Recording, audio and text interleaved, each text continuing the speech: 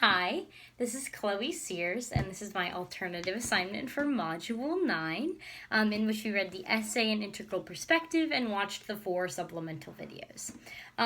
So I wanted to start off by saying I really like this idea of the integral perspective because, I don't know, it seems like it's a culmination of every single thing in the universe and how everything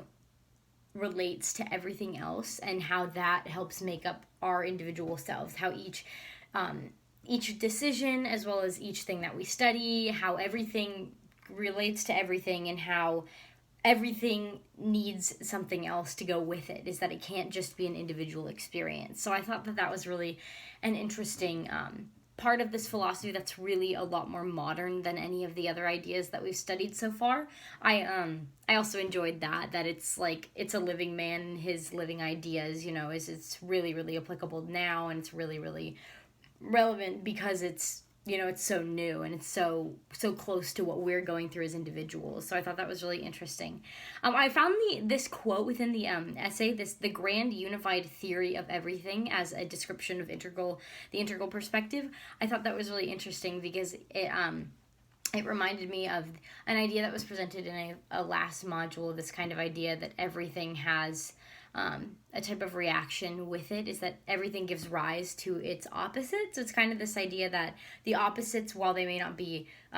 necessarily in agreement, they give rise to one another, and it's this integral perspective is how they're all related. So I thought that was interesting because I like how it's this idea that everything is related, and by being related, you're being able to understand yourself and have a lot of self-reflection. I thought it was a really interesting idea that everyone is right. This idea that everyone is right, even though we may not be right all the time. I think it's really giving everyone the benefit of the doubt to say that at some point in your life, you're going to be correct about something. Now, I think that that's very true. I don't think that that's untrue. I think most people have something that they know a lot about, and that they're able to make decisions based off of their knowledge, and they're correct. I just thought it was interesting because I didn't really think about how it applied to philosophy, but I see that it's just this idea that everybody is going to have a contribution to the world, and that contribution is going to be correct in a sense. And I just think it's really interesting because it's this idea that we, kind of don't have to make a decision between either or. It's kind of this idea that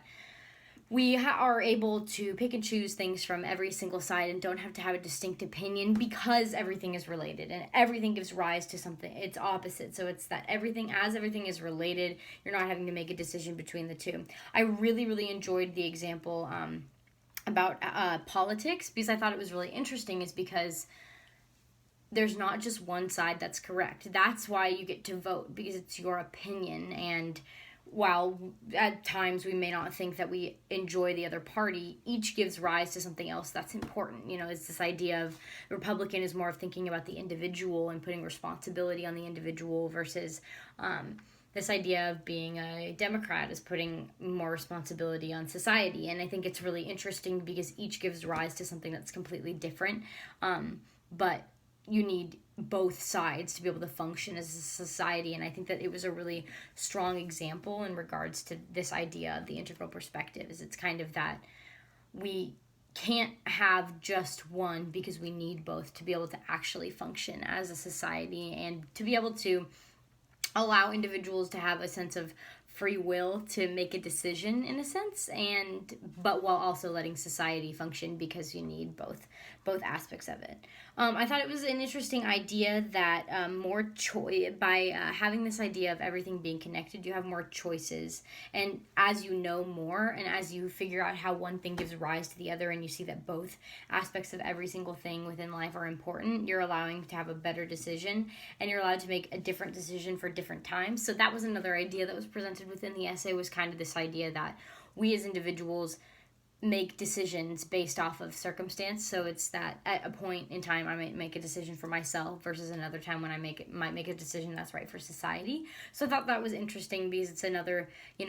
perspective that comes with the integral perspective, is this idea that each interaction, and each action that you take has meaning within society, while it may not necessarily give rise to another thing, is that it impacts everything in a different way, and it's utilizing your judgment to decide which is the best moment for that decision. I thought it was really interesting, this idea of, it was presented within, I think it was the second video we watched, it was the TED Talk, this idea of, I really liked how he started off. This was like, I don't know why it stuck out to me, I kind of had a positive emotional response, was this idea of like, asking people what they want to do with their lives, and most people said that they either wanted to be rich or they wanted to be famous. And I think it's really interesting how that applies to this idea of states versus stages, because I think that getting rich and getting famous, I perceive that as a state, because it's kind of this idea that it's not permanent, is that you being rich is not going to make you happy for the rest of your life, and you being famous is not necessarily permanent, is that it's a stage that you'd go through. And so I think that it's a state that you would go through, pardon me, I said that wrong, rather than a stage, where I personally, like, my goals for my life, I view more as stages, because it's a milestone of like my growth or something, is that it's as I've made this. It's kind of like I've gotten my college education, I'm never going to be not college educated after that. Or this idea they presented within the essay was this idea of reading, and once you learn to read, you can never go back. Versus this idea of, oh, I can get famous, but you can go back to being not famous, and oh, I can get rich, but I can go back to not being rich. And I just thought it was interesting, because I don't know if that's necessarily a connection anybody else would make, but I saw that as like, people seeing what they want to make them happy, what's going to make them happy, and what they see for themselves in their life is not something that's going to be a permanent idea. And I, as much as the next person, would love to be rich, but I don't see it as my goal in life, because, now I'm able to see that with this integral perspective, that it's a state, it would be a state in my life, not a stage, which I think is really interesting and important. I just really liked going through that idea, because so many times parents, not even parents, just adults will be like, oh, they're just going through a stage, it's just like, oh, they're going through it. But and now that you think about it, it is that we should be saying they're going through a state rather than going through a stage. So I just thought it was interesting. Also, last thing that I think I found really, really interesting was this kind of idea of pre-conventional ethnocentric and world-centric ideas related to the integral perspective, kind of that as a child is too young to understand ethics, and then they learn rules and norms, and then they begin to care and have concern of people, regardless of what their differences are. Now, I just think it's really interesting, because I don't know, I right now am working at a camp with children, and as you can see, lovely me, is that I definitely see that they're starting to go through that stage of the milestone of learning the rules and the norms, but don't necessarily care and have concern of all people, because they're still learning themselves. So I just thought it was interesting, because I read these three different stages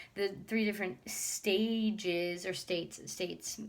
because it's non-permanent. I read this, and I kind of related it to the idea of how I've seen these children interact with one another, and it's kind of like they're learning how to work together, and they're learning how to be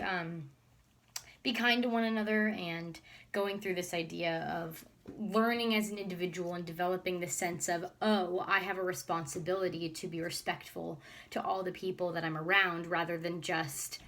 it only is focusing on myself, rather than,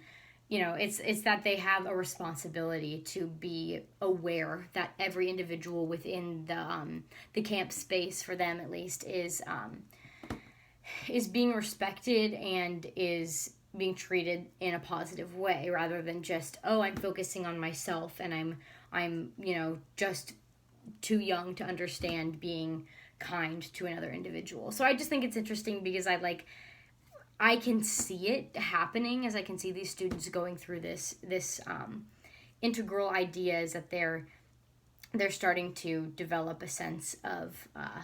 more of themselves, and like this idea of compassion, and this idea of developing into an individual who can function within society. Anyways, I really appreciate it. Thank you if you watched any of my videos this quarter. I really appreciate it, and thanks.